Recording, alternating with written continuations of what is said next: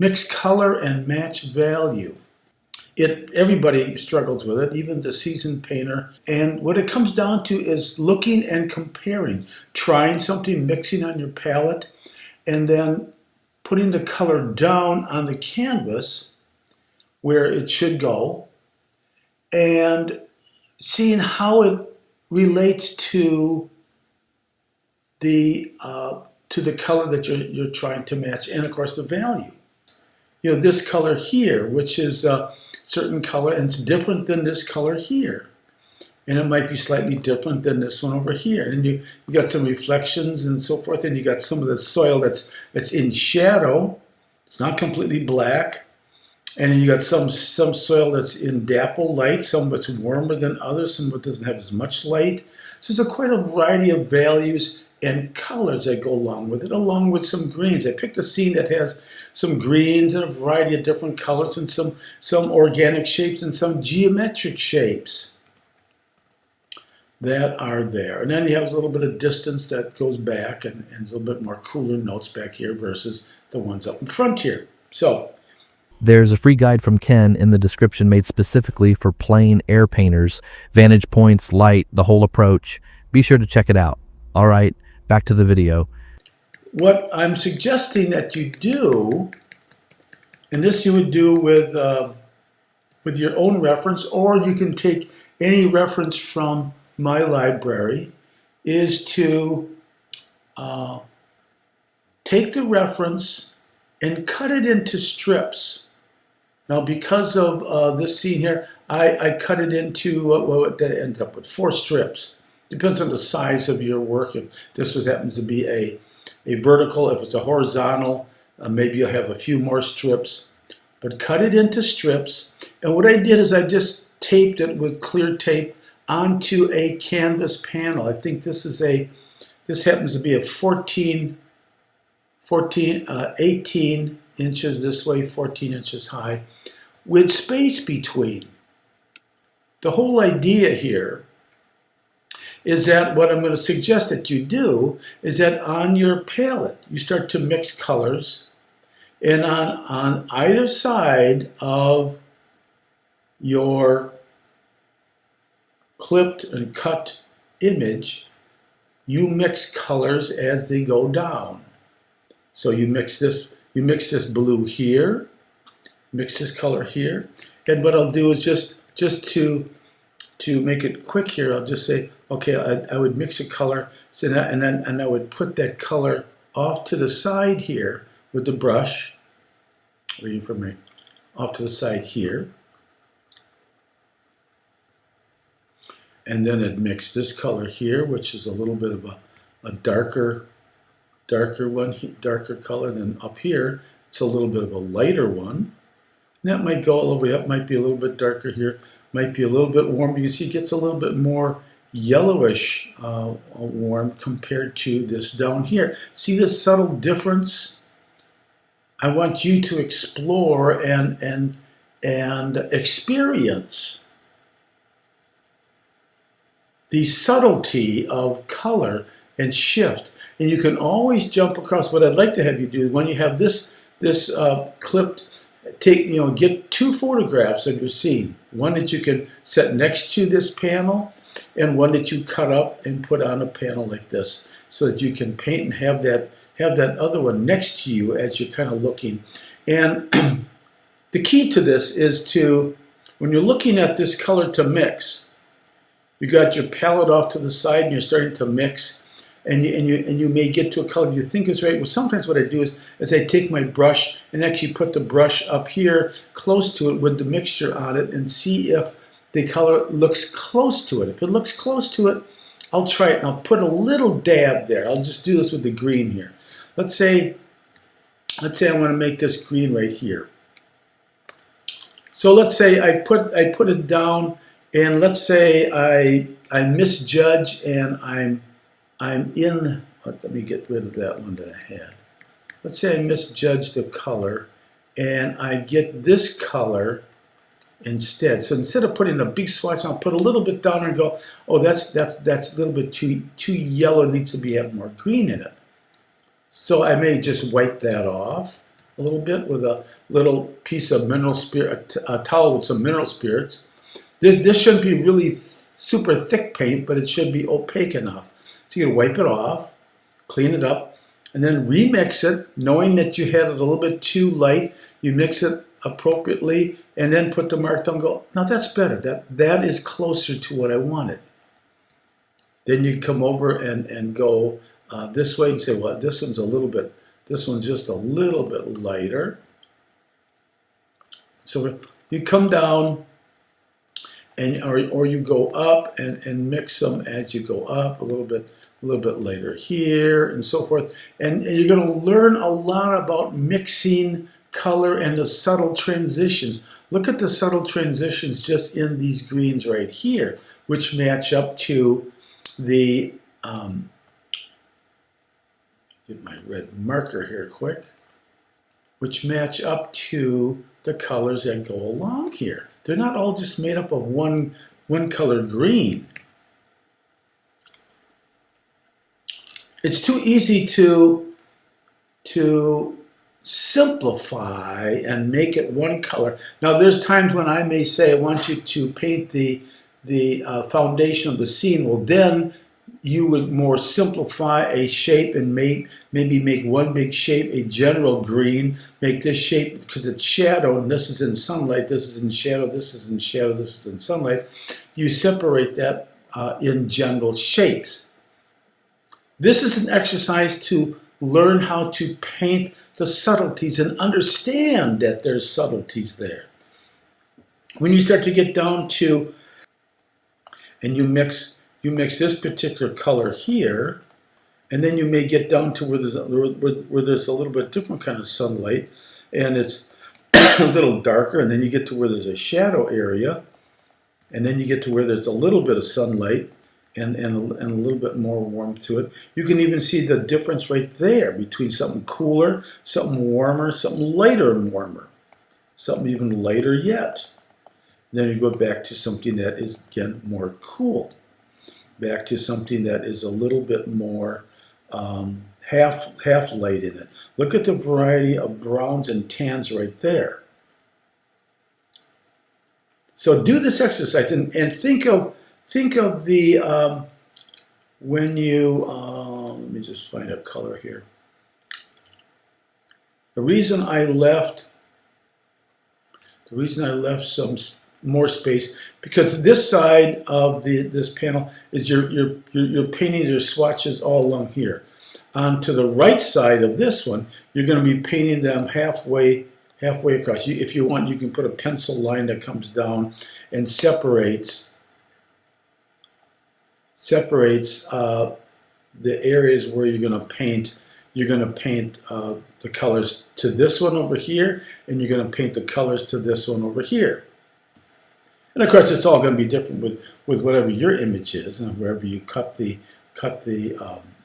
piece up. But you'll learn a lot about color mixing because it's right there in front of you. You'll be able to see how close you are, and you'll be able to start to see these mixtures.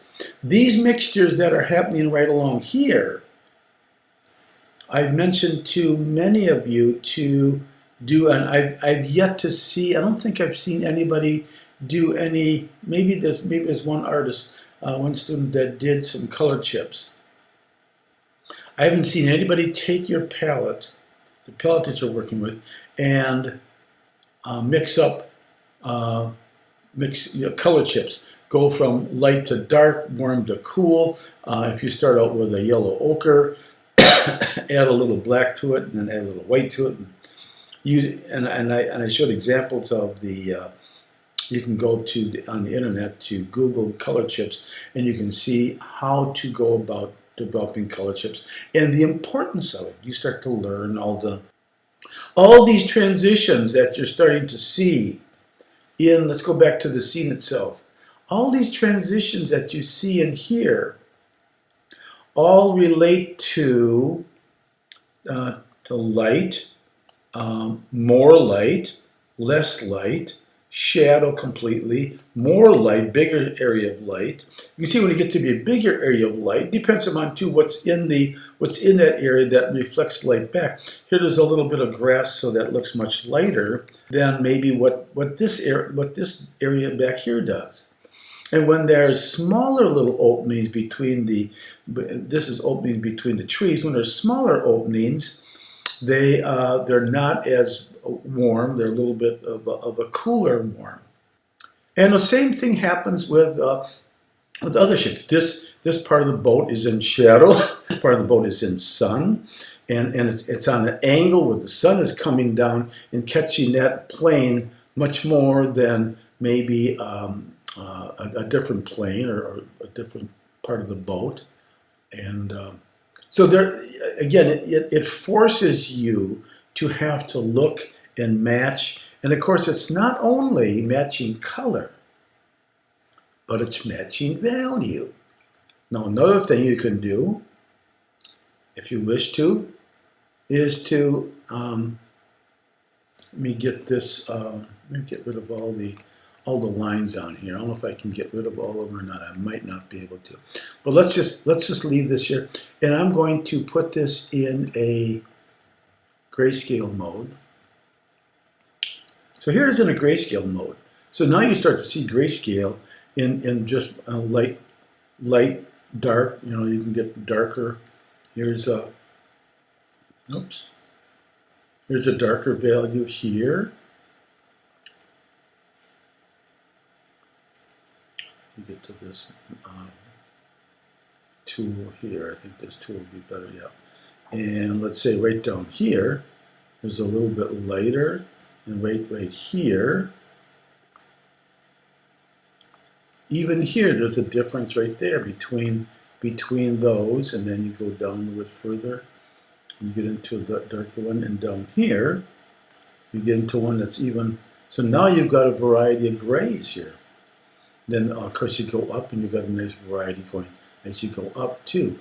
So you can do this in a just a black and white value scale exercise, or you can do it in and you know, maybe both. Do it in color. Let's go back to. Not